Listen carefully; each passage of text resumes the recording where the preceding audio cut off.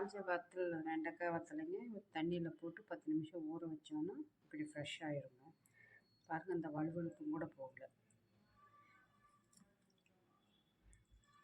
இது நீங்கள் சாம்பார் வச்சுக்கலாம், வத்த குழம்பு வச்சுக்கலாம், என்ன வேணால் செஞ்சுக்கலாங்க. இப்போ இது ஃப்ரெஷ் வெஜிடபிளாக மாறிடுச்சு. கொஞ்சம் நல்லெண்ணெய் ஊற்றி கடுகு போட்டுங்க, வெங்காயம் பச்சை மிளகாயை தாளித்து போட்டோம்.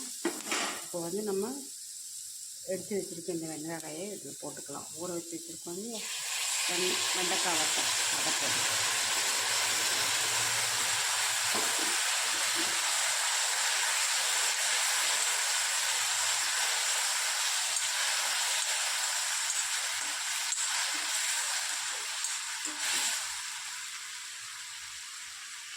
இதில் கொஞ்சம் சாம்பார் தூள் போட்டுக்கலாங்க. சாம்பார் இப்போ கொதிச்சிட்ருக்குங்க. இதில் இப்போ நம்ம தக்காளி வத்தல் செஞ்சு வச்சுருக்கோம் இல்லையா, அது தேவையான அளவுக்கு போட்டுக்கலாம்.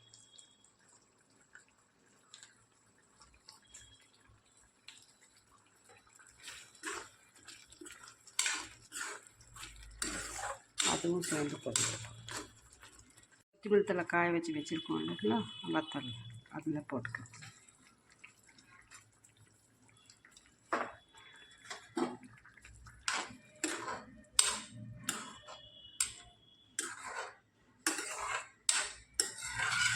நார்மலாக நம்ம சாம்பார் வைக்கிற மாதிரியே வைக்கலாங்க. காய் மட்டும் காஞ்ச காய்ங்கிறனால கொஞ்சம் காய வச்சு வச்சுருக்கிற வத்தலுங்கிறனால கொஞ்சம் தண்ணியில் போட்டு ஊற வச்சு அப்புறம் எடுத்து யூஸ் பண்ணிங்கன்னா போதும்.